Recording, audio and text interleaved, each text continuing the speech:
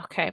Again, this is the credit for prior learning implementation matrix. I do want to just emphasize to you all that this is basically recommendations from ACE, how we can mobilize and ask each institution in reference to credit for prior learning for their prospective institutions.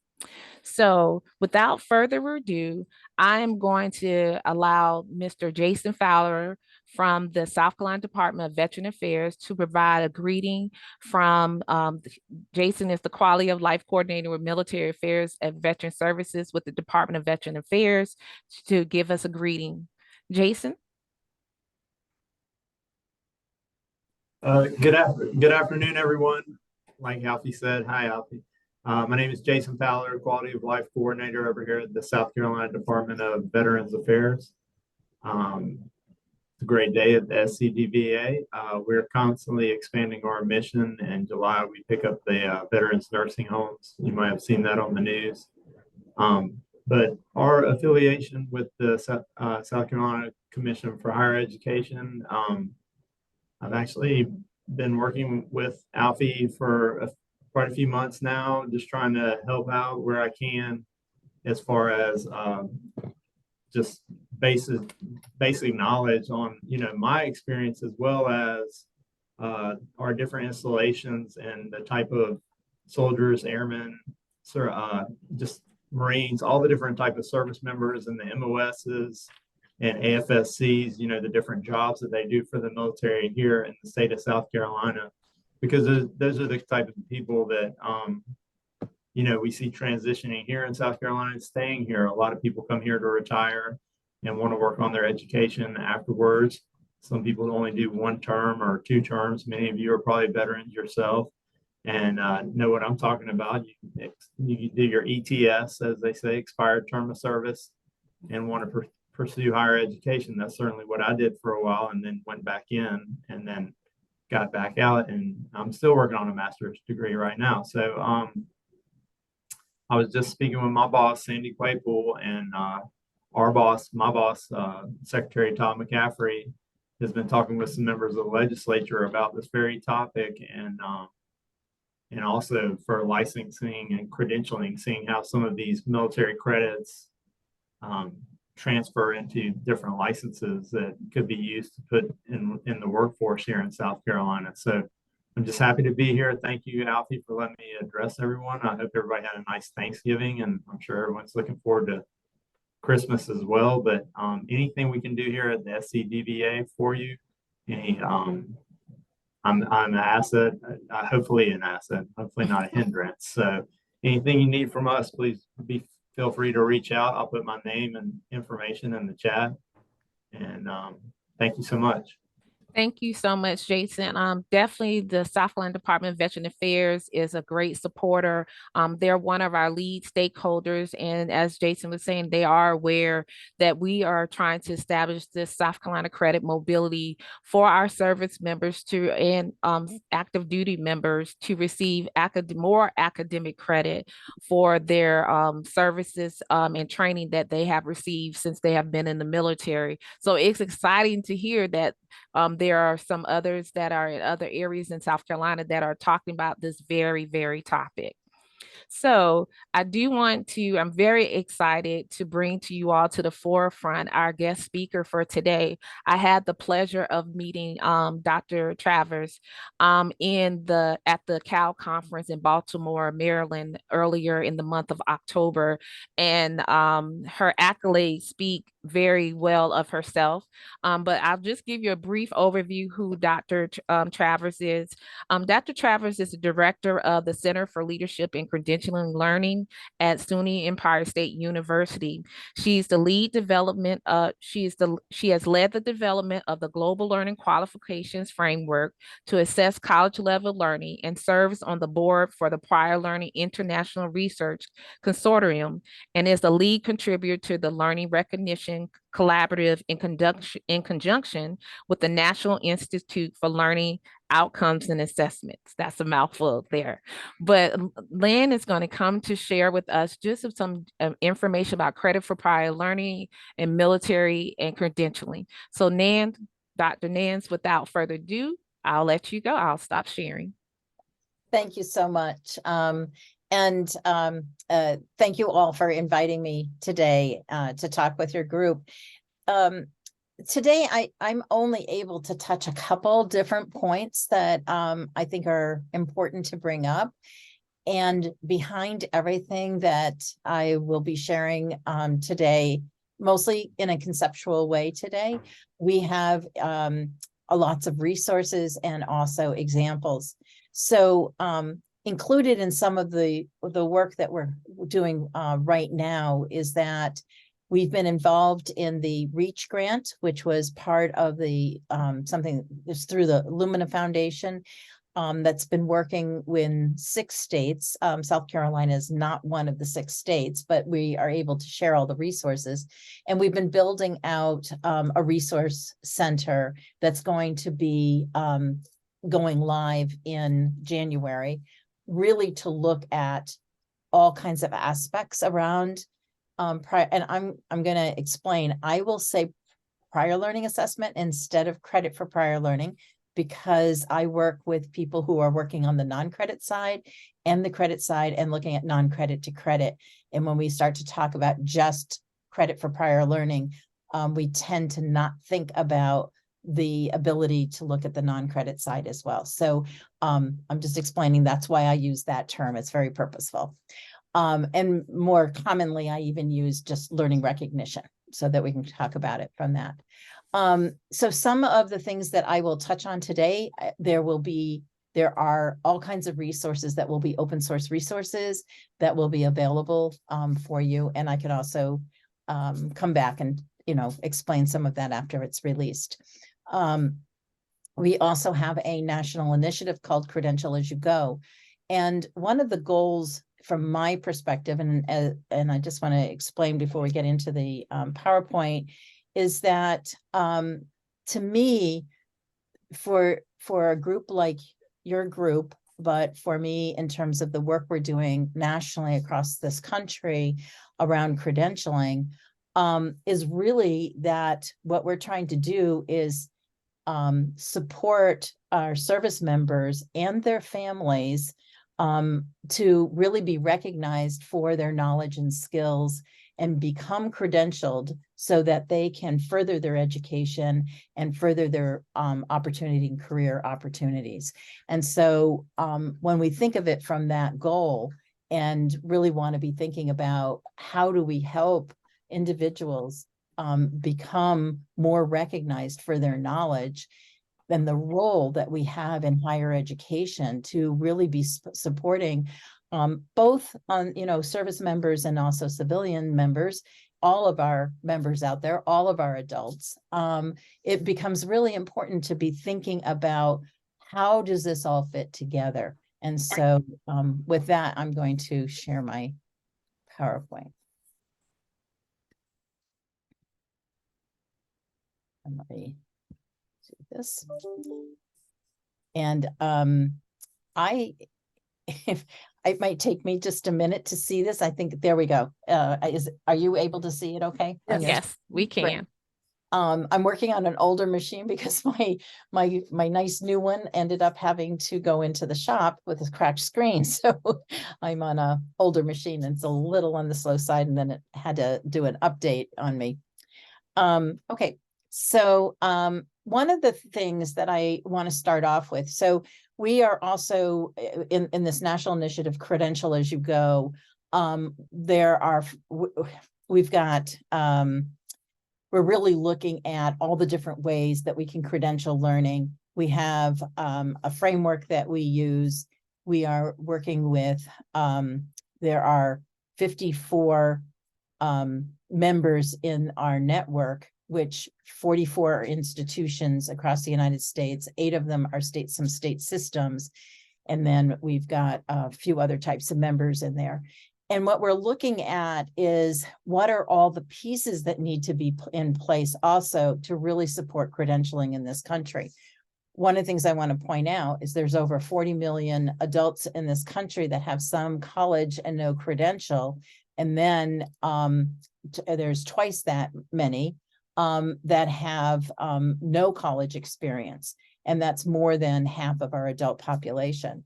That group of some college and no credential, when you really break that down, it becomes 1 out of 6 adults. So if we really think about the folks around us who might be in our families, it might be friends of ours, it may be the neighbor, it may be the person in the grocery store, but we really have a lot of people who have knowledge and skills, and our system doesn't do a good job recognizing it and really thinking about how to bring that in. So in terms of looking at what kinds of things need to be in place with the advising, what we're seeing working with these different institutions, and also looking at what's happening internationally, what's really coming through is that we need to integrate academic and career advising, that we really need to be thinking about how people are gaining knowledge through their different kinds of experiences. And I really like to think of service members, the learning that takes place through their occupation and training, really thinking of it being equivalent to work. And so people who are in a work environment, and this is a very specialized work environment, so they have some career experience, they have different kinds of learning that's happened. And now we're trying to say, okay, can we give that credit and can it fit into our program? But really what we need to also make sure is in place is a good advising that brings that together. In addition, the supports that need to be in place, and then also really looking at how do we recognize the learning. And you've had quite a bit of conversation around the ACE's credits. There's also, what Alfie was just saying was around, are you going to be looking at having a faculty team to kind of do a panel review? So there's different ways of really looking at it from an institutional review process. My own institution has done a lot of reviews. We call them professional learning reviews. And we have faculty teams that look at both on the military side and also in terms of training and employment learning, workplace learning, evaluating for credit, where then everybody who has that credential can be getting credit. So let me just kind of move to the next slide. I don't know if you're familiar with Dallas Kratzer. He is right now in the Kentucky Council on Post-Secondary Education. And he has developed this kind of concept of taking the concept of military-friendly institutions, which really is, from the federally recognized, and actually it's a trademark concept, and really thinking about what's beyond that. And thinking about going from being military friendly to military ready and then military engaged. And so when we look at this from a learning recognition perspective, what we're really looking at is moving from accepting some of the military credits. And, the goal here is to have more credits accepted and not have them be accepted just as outside of a program to sort of elective credit. The military ready, you start to think about how to really articulate that learning and thinking about the ways in which it can be articulated into the programs. So more credits are being used, not as just general elective. And also thinking about how some of the learning that sits outside of what the American Council of Education has already evaluated, how that can also be looked at. And I just want to make a side note is that the credits that have been evaluated through ACE is through contractual agreements. And they've, in partnership with the different military branches, have decided which are the ones that are going to get evaluated. There sits an enormous amount of occupations and trainings that sit outside of that are college level learning. And I did a bit of research on that a few years ago, where we really looked at all of the different occupations and the trainings, and looked at how they could fit in a continuum in terms of what could be evaluated. So there's the portfolio assessment. There's also the ability, as I just mentioned, we've done some where what has not been evaluated by ACE, we then evaluated as well.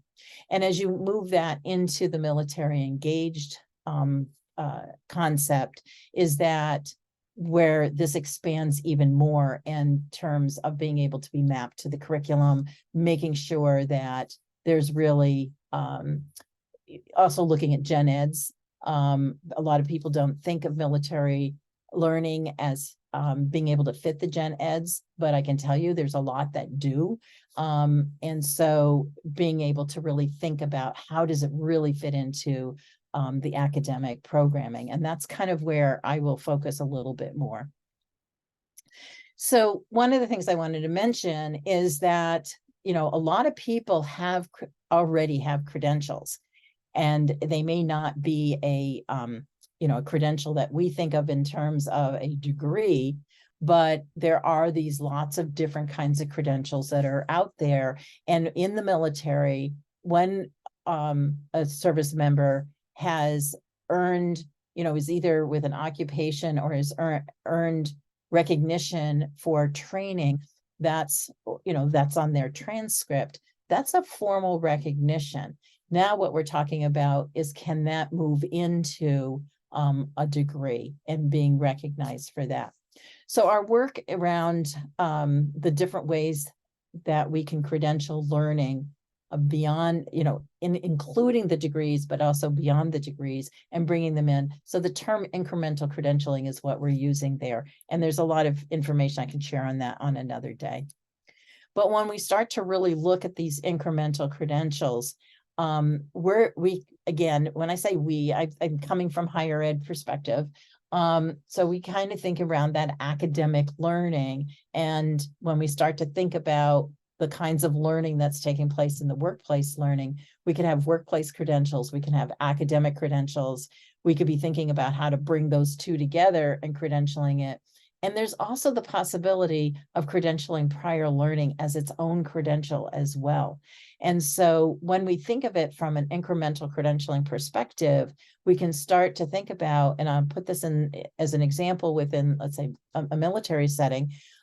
We could have students who are coming in, they have some training that maybe, and this is where we kind of think of the non-credit to credit, but maybe that training is absolutely setting them up beautifully as prerequisites for the credit side. And yet we don't have a way of recognizing that. And so it's even possible for our institutions to be taking this prior learning and providing an academic credential around it that might be on the non-credit side, or it might be a combination of non-credit and credit. And you can think of it, maybe like a micro-credential that then is in a pathway to the degree and gets absorbed into the degree. So I'm just letting you know where I'm coming from here as I talk about this, because we're not in our work, not just talking about, can we accept those credits and bring it into a program, but we're really looking at how do we think about the whole program and the ways that that learning can fit in there. And when we think about the mapping, how it all comes together. One of the things that you're working on is policy. And I also just want to bring up, when we're talking about prior learning assessment, there are, there's three things that we always have to be thinking about. And when we're looking at our policy, our practices, our procedures, it should be equity, quality, and integrity. These are non-negotiable as far as I'm concerned. So when you think about your policy, you have to be thinking about, is it equitable? Are you treating people all the way across the board the same way? And I have done a fair amount of research on PLA policies. We do have some standards, which I'll talk about in just a second. I can pretty much look at any policy and I can tell you whether I can tell you where your philosophy sits in terms of prior learning assessment, but also in terms of when we're thinking about equity, how the line has been drawn in terms of who can engage and who cannot, and how the line is drawn in terms of how you're really defining quality and how you're going to ensure that that the procedures have integrity. When there's equity, quality, and integrity, that is what we want for all our academic programs. And prior learning assessment is an academic process. And so it needs to have those same pieces in place. Institutions can ensure that happens. So there really should not be the argument about somehow this isn't as good. There isn't the quality or the integrity of it, because that's in the control of our own. We can ensure that happens. And so I've done a lot of work around policy and working with people on that. With a policy in this research, what we, and this was over time, identified these different areas in which policy needed to really address. And so this is I have a document that I can share that spells these out in full, but really looking first in terms of the alignment, looking at the philosophy that's behind it, thinking about, what is going to be recognized, who can be recognized, whether there's an appeal process on it, how there's support systems in that. And then also one of the things that comes up a lot is around the business model and really thinking around how that fits together. And so I can share out this for those of you who are going to be working more on policy. When we think about the key components around recognizing learning, there's three kind of phases here in terms of that we go through a phase of recognition. How do we actually recognize that somebody has knowledge, and in our context, knowledge at a college level? And so Alvy mentioned that we had developed the Global Learning Qualification Framework, which really we did research around what is college level learning. And so we have quite a bit of background of materials around that, but just really understanding the different contexts of learning and the different ways of knowing and how you start to be able to recognize that. The next is the validation piece of this, and thinking about how do you really evaluate learning. And I'm going to talk about that a little bit more. And then how do we credential it? And so when you can think through these pieces and really kind of work them through, you can really develop the process. So in order to recognize and validate learning, we actually need to kind of know what learning is. I'm going to just do a very quick top level thinking here around how the brain is actually learning. And so bear with me on this a little bit, but all learning is built on prior learning, whether they're in the classroom or whether this is in the workplace or it's in a military, there's going to be prior learning. And then there's new learning, the emergent learning. Together, those converge. And the way the brain is structured and the way that the neural networks work is that it's building a way to make everything in relationship. So everything has to be connected. And what we really want out of learning is looking at those connections and then also preparing for future learning. And so the way that the brain also handles this kind of learning process is that there's a self-assessment piece to this.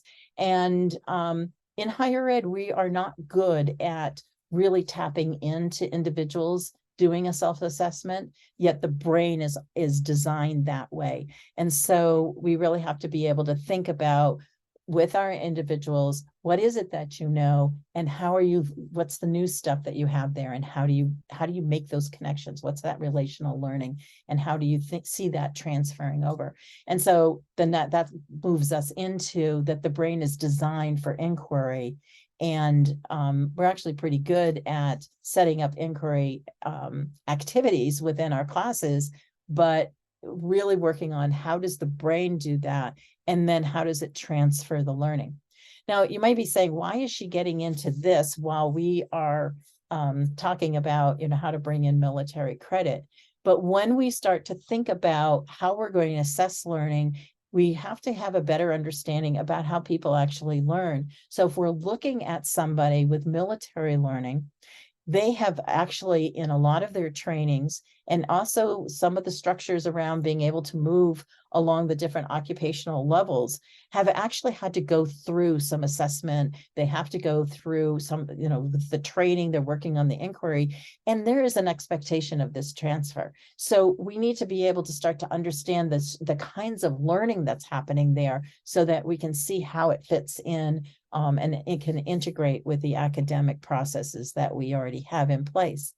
So when you start to look at what's happening in higher education, and you also start to look at it from the military perspective, it's amazingly parallel. And in fact, in my own work, when I was looking at the different kinds of military training and occupations, I was, especially when you look at the occupations, I'm absolutely amazed on how that pretty much every job you can think about on the civilian side is also in the service side. And so we really need to be thinking about that. But my circle here is really, we talk about, well, we got these programs and our learning outcomes, and we don't think about how the parallel in this case with the military, that when we talk about programs, they have their occupations, and the occupations are well described in such a way that there's a parallel to our thinking about that. And again, in the military, they're very careful to evaluate the competencies and skills that individuals have. They have to be, because they've got to be dependent that they can do their job. But that becomes where we can talk about how it's parallel to learning outcomes, and their professional development is like our instruction. So when we start to think about them in a parallel way, I think it's easier to start to think about how they can come together. And in fact, this comes out of the U.S. Bureau of Labor Statistics, and this is across all of the branches of the military. These are just broad group names of areas that the different kinds of work is fitting into, with the different kinds of occupations and the training that goes to support that. And it just kind of gives you, a kind of some bigger picture.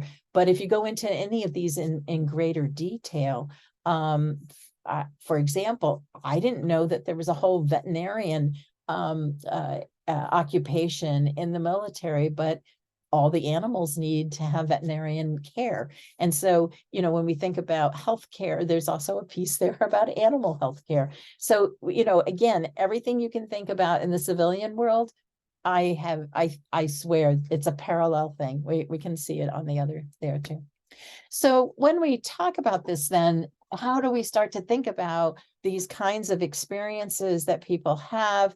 And when we our students are coming to us with a lot of this experiential learning, and all learning is experience based, but there's a lived experience language there. And on our side, on the academic side, we have course learning outcomes, and that's an academic language. And this is where our faculty gets sometimes stuck, because they don't see, when they're looking at a description, let's say, of the learning and the assessments that have happened on, and again, it might be training in the military. And so there has to be a way to kind of break both down and start to see how they fit together. And so when we think about competencies, and there are ways of really taking the course learning outcomes and translating that into competencies, and taking the learning that's happening in either a work environment or a military environment, and breaking that into competencies and aligning them. And that's where we can start to bring, it's like a translator between these two languages. So when we think about it, we've got all of these competencies that are gained out in the work and experience. And then we've got the embedded competencies within the curriculum. And so what we're really asking ourselves is, where do they overlap? And that overlapped place is where we're saying, those are the credits, and that's what can fit into a program.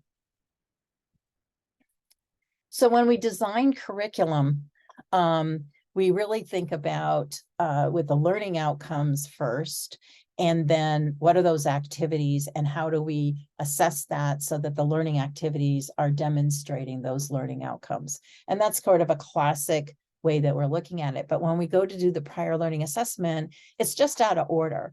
We have the learning experiences happening first, then we assess it, and now we're interpreting what are those learning outcomes and those competencies. So again, we're doing the same kind of academic process. It's just not in the same order. And we kind of have it locked in our heads, like the order has to be the same, but it really doesn't. And so what it really boils down to is, do we know what people know? And can we say that there is enough of an equivalence of learning there? And I'm just going to make one statement here, is that we cannot say that everybody in our classrooms learn the same thing from a class. So we have to decide, what are those competencies that must be learned across the board? And then how does that match up? So if we kind of look at this in kind of sets here, we've got this experiential learning that we're looking at, and then we have to make the decision about what's college level learning, and then how does that fit within the curriculum. Now, when we get into the curriculum, and this is where we get into a really tricky place, is that we think of the way we designate in our curriculum is whether something is a liberal arts or if it's applied learning. This is our traditional way of looking at curriculum.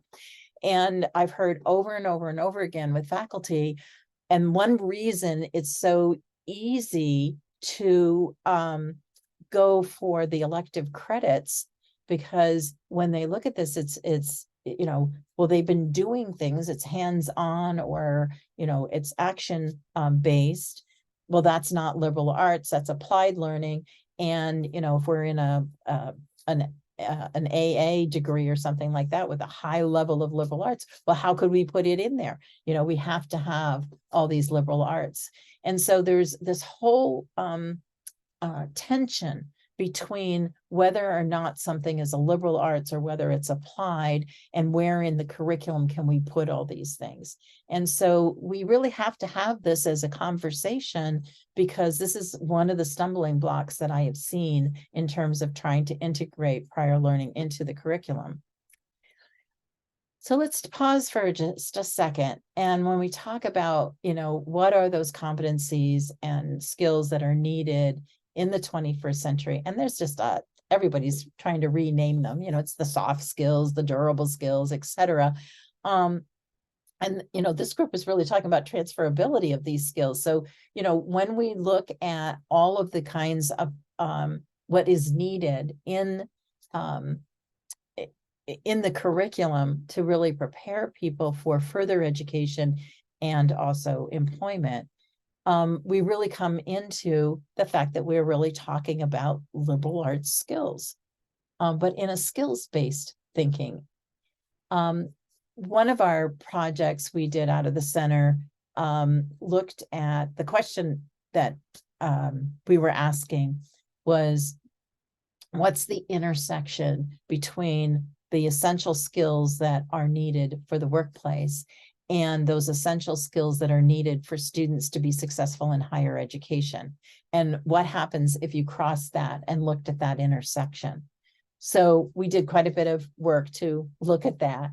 And the results are that it's the same thing. So the same, and I like to use competencies or skills, those same pieces that, people need to know and can do to be successful in a workplace are also the same ones that they need to be successful in higher education. And so we really need to be thinking about, how does this all come together? And so I propose that the liberal arts are absolutely essential, but that we can think about liberal arts as applied liberal arts. And I know that sounds like an oxymoron because we just have come out of a tradition of these two different things. But what we're really being able to say is these are the competencies, and then we're going to apply them. So we still kind of separate those thinking, but in my mind, these things have to come together. And I would actually say that it all becomes applied liberal arts. When it's applied, then we really are able to do that. Now, the reason I really wanted to bring this up is because, as I said, when we get into really working with faculty and thinking about how do we start mapping the military learning and looking at how it can apply into the curriculum, we have to start to be thinking about it not from an occupation name like that, but we have to really get into what is it that they're learning and how does that apply over. And we have to start to think about what do we really mean by liberal arts and how does that work. So that's kind of a bunch of work we have to do. So if we look again at the curricular development cycle, and we've got this learning outcomes, the activities, and the assessment piece that I showed you before, and we start to really think about, what is really going on here. We really have to ask ourselves, what exactly is to be known or to be done? What activities or experiences are the types of things that support that? And then what are the assessment criteria and strategies that can actually measure what we're saying is happening? And so there really has to be kind of a way of kind of looking at all of that. So we start to get into some work really around how do we look at the different verified learning. These are learning experiences that are already verified. So the learning that's happening in the military environment, that's already assessed learning. That we have to think about how do we start to unbundle what's there, look at the competencies, look at the verification and assessment processes that took place. One of the biggest challenges that we have in higher education is the willingness to trust that anyone else can assess learning the same way that we can assess learning. And so we're kind of I am going to be very frank, we're egocentric around this. We kind of feel like if we don't assess it, then it's not good enough. Well, we have to start to think about how do we start to identify what's going on in the verification process and then the assessment process in such a way that we can understand, can we trust it or not? Then we really work on rebuilding that and thinking about how the curriculum that we're looking at and this verified learning, as we've unbundled it, that we can rebundle by doing that curricular integration. And so these are kind of the steps that are going on. So I'm just going to kind of bring it to an end right there because as I said, I'm only touching a couple concepts across the very, very, very top surface of this. Every one of these slides, we could spend quite a bit of time and, full workshops on them and things like that and hands-on work. But it's really, this is important work. This is about really making sure that we recognize people for what they know and can do, and that we formally provide recognitions around that, and making sure that those recognitions can belong to a pathway that helps people progress with their education and become more employed. So thank you very much.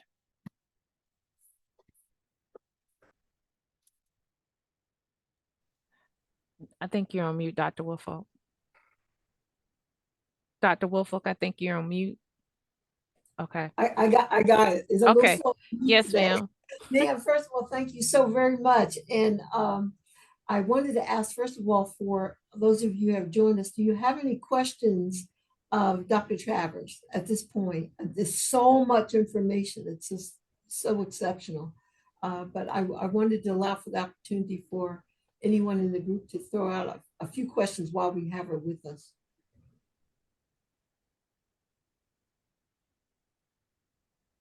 I don't want anybody to Dr. lose- Woodfalls, this is Aaron Martyr. Yes, Hi, this is Aaron Martyr. I'm the registrar at University of South Carolina. Just to really enjoyed the presentation, the kind of learning outcomes focus, and really looking at that and not necessarily just the content, but the outcomes. Sometimes when looking at these outcomes, at our university, we have been looking at course learning outcomes, but not occupation learning outcomes, and that kind of shift would be a big shift for us in terms of the way we think about it. But what are your thoughts on kind of either direction and what you've seen as a kind of successful approach?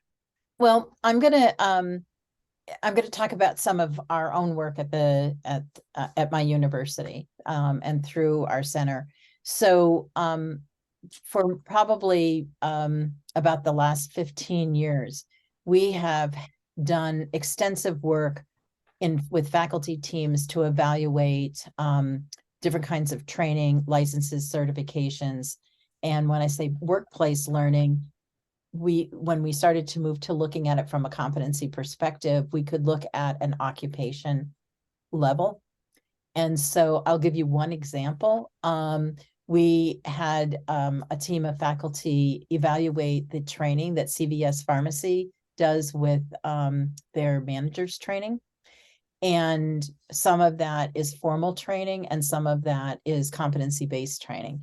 And what we were able to do with that is look at their evaluation process and that gave us a lot of information in terms of what was really being evaluated. I like to think about what is evaluated is what we cherish. And if we can get to the learning outcomes behind the evaluations, that gives us a lot of information in terms of, how that's going. So one of the things that the faculty do in that process is they look at the outcomes from the training or the kinds of learning that's going on or is being evaluated, and then looking at the curriculum and finding the learning outcomes that they can then bring together. And so we actually have a mapping process that brings that together, and that then helps them decide how to articulate that learning over into a program. Dr. Travers, I think there's a question in the chat. I'll read it for you.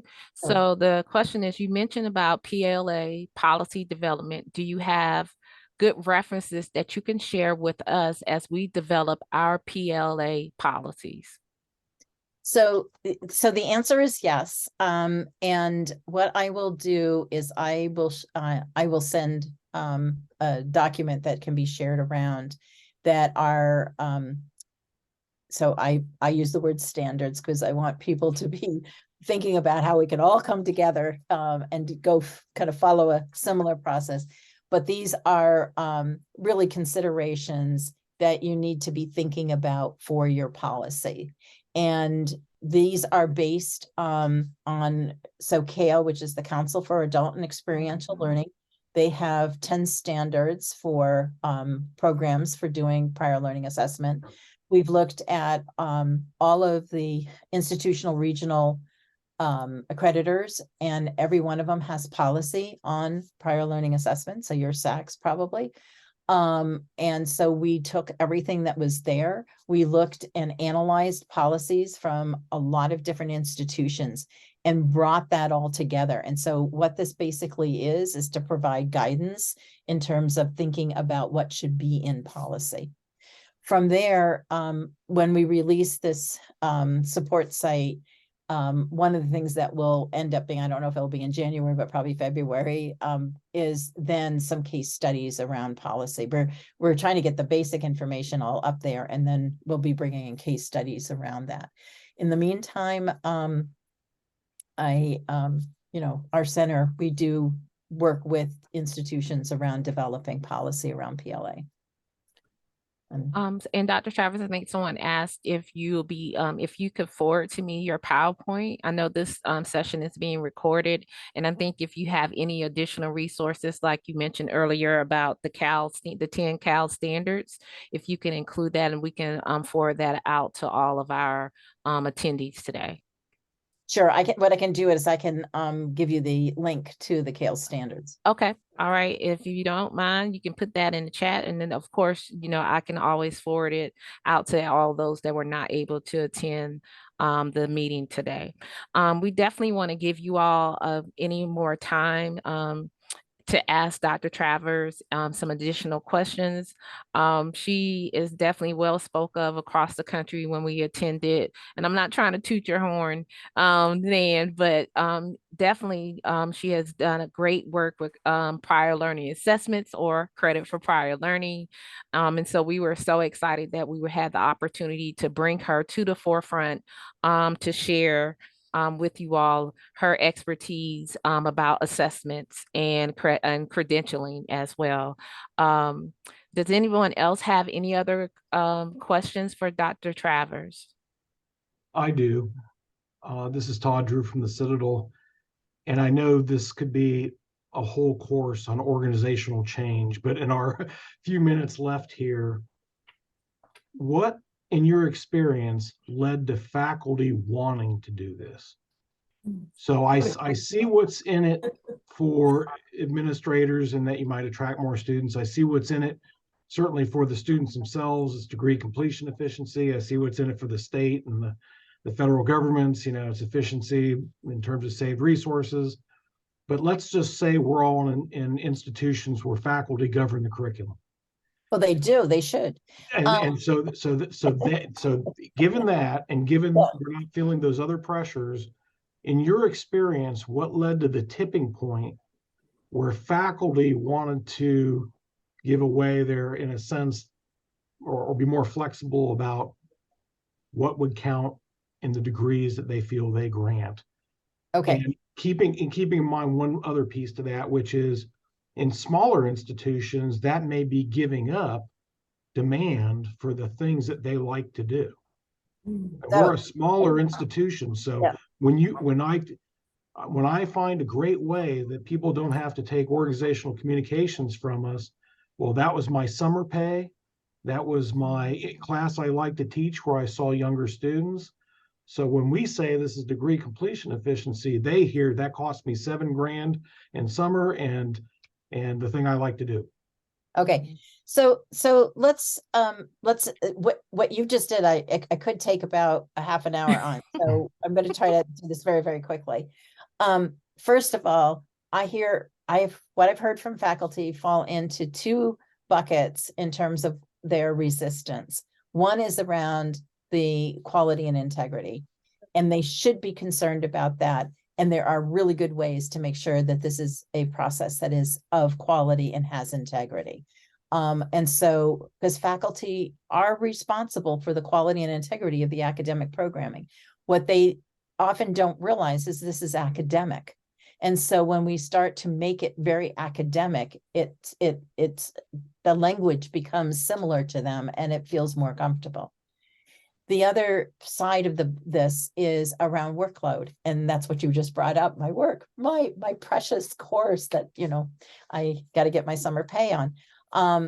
There's two flavors of that. One is, this is going to take work away from me. And the other is that it's going to cause more work. And so on the causing work, to do the kinds of good quality, the analysis of what's going on and then thinking about the mapping does take time and therefore should be compensated for, whether it's part of somebody's workload or it's extra service, but it has to be considered. This is not it to do it well. We have to treat our faculty well. I mean, that's just the bottom line on it. So it has to be part of that whole idea about, the reason I said that the business model actually is in policy too, is because we have to think about how do we actually do the structure of this so that it is of good structure. the other part in terms of taking away. Now, first of all, if this caused, let's say, 50 students to rush into your school to now be able to get credit for this course, you should be absolutely thrilled because they're going to be around to take the other courses. And most of the courses that institutions have been traditionally giving credit for tend to be more on the entry level. And a lot of faculty like teaching that extra, the next level up. And so what this actually does is if you knew that you had, let's say, 20 students who came in and had, let's say that you had a group of military students that went through leadership and they didn't have, let's say they already had the equivalent of a leadership course. Well, that means that that group of students you already know are going to be in the next level course. So you can actually do course management in a different way and plan out, because the students who are taking the intro to leadership course, you're going to have a bunch of them not complete.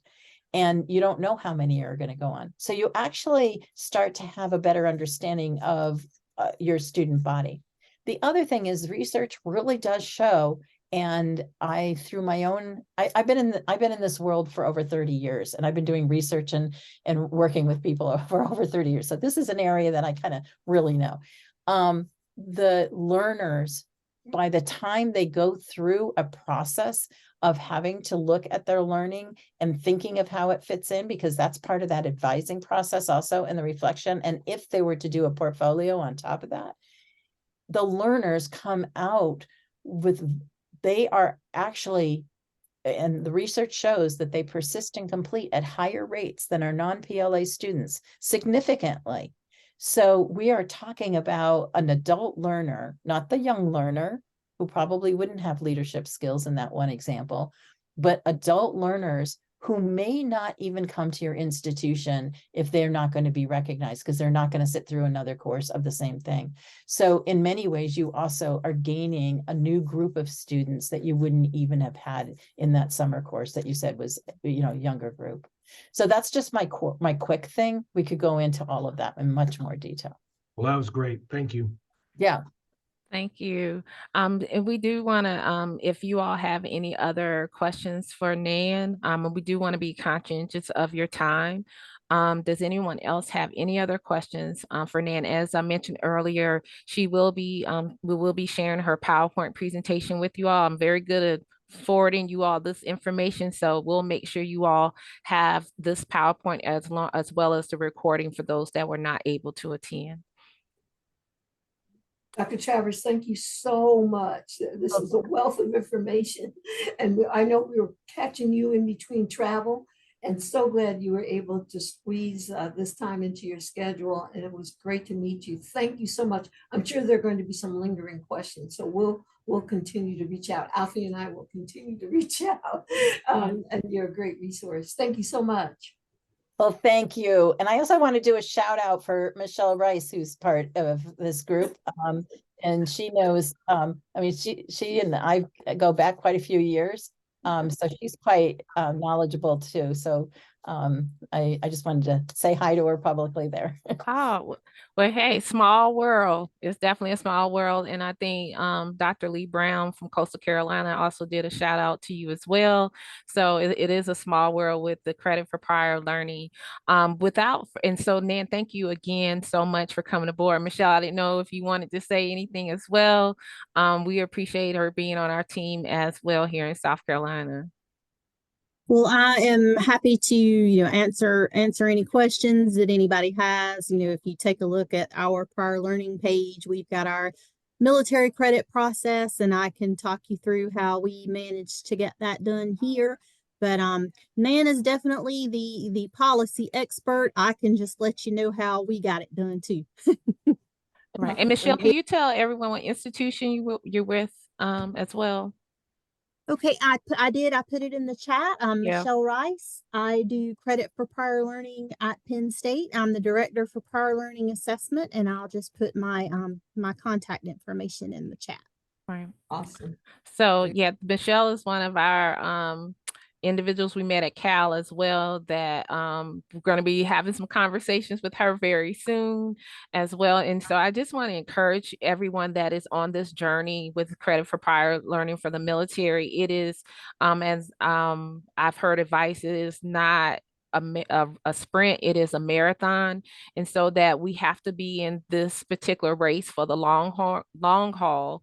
And we know that what the work that each of you all are doing on your prospective campus is going to be the work for the good of our service members, and definitely appreciate it. Every time I talk to a student that I meet and say, hey, this is what's going on with South Carolina, it's like, let me know, keep me posted. I really need this. I wish I had that. And so for even for those that are on the Zoom call that had their own experiences, if something like this was in place during your process of going to pursue your education, it may have been a little bit easier.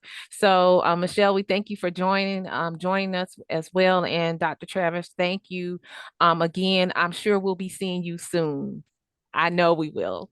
So I don't want to hold you all up any further. I just want to do a couple of housekeeping things. As we mentioned earlier, we really want to meet with each of you all individually, and we would love for each of you all to set up a roadshow chat just for us to sit down and to talk with you all about what are you doing at your prospective institutions. We have a QR code. You can schedule a booking with Dr. Woolfolk and I. Of course, we know the holidays are coming, so don't worry about December. It's already blocked out. But starting back up in January, hopefully we can meet with you all and talk with you all a little bit more about your policy development. I do want to take a side note, Dr. Travers, you did mention some information we have been covering with our task force about PLL policy, about equity, equality, and integrity. There's another article that Cal actually put out. Mr. Adam Downs, who's with Academic Solutions here on our call, he actually covered some information with the Joint Services transcript and academic credits. It's an article about some considerations that institutions need to take in reviewing their policies. And so we're just saying, faith come by hearing. You're hearing more information again and again. So it's just repetition of what we're doing. That South Carolina, we're on track, you guys. We are going in the right direction of what we're trying to do. It's just keeping the momentum and keeping you guys abreast about the work that you're doing on your prospective campuses. So I just want to remind you all again that we are planning on trying to meet. We know that the holiday break is coming up and everyone needs that over the next two. Some folks have 2 weeks off, some folks have 3. So we definitely are looking at meeting back up in January or possibly February. A poll will be going out to you all probably today through a Google Doc to ask you all when you would like to try to meet after the new year for in January as well. And then the very last thing, I do wanted you all to save the date. We are planning on having a convene in March of 2024. In that poll that we're going to be sending out to you all, we're going to ask you about topics that you all would like to hear. Maybe Nan may need to be coming back to us. And it's quite warm in South Carolina in March. I'm not sure how it is up in Penn State and up in New York, but it's quite nice and the flowers will be blooming around that time. But maybe that'll be an opportunity for you all to come back and visit us again. But in March of 2024, we're planning on having a convening here in South Carolina in person. So we'll definitely give you guys more details about that. Without further ado, does anyone have any questions before we close out? I know normally I block off an hour in about 10 minutes, but I do want to ask if anyone has any closing comments or questions they would like to ask. Okay. Well, if not, I do want to give you all, we have this suggested timeline over the course of the year. That'll be in the PowerPoint. And then this is all of our contact information. Dr. Wolf, for myself, also for all the technical colleges, Jennifer Black is the point of contact. For the South Carolina Independent Colleges, Dr. Jeff Perez is the point of contact for credit for prior learning on the task force. We look forward to seeing you all again. We hope that you all have happy holidays, and thank you all so much for working towards our initiative. Dr. Woolfolk, any closing thoughts? No, I want to thank everybody. Thank you, Alfie. Thank you for your good work. And also again, Dr. Travers and also Mr. Fowler. Thank you so much for joining us today. This is not the last, this is the beginning, unfortunately. So we'll be reaching out, and thank you for your great work. Well, thank you Okay. so much. Thank Take you. care. You all have a happy holiday. Thank you and be safe. Thank you.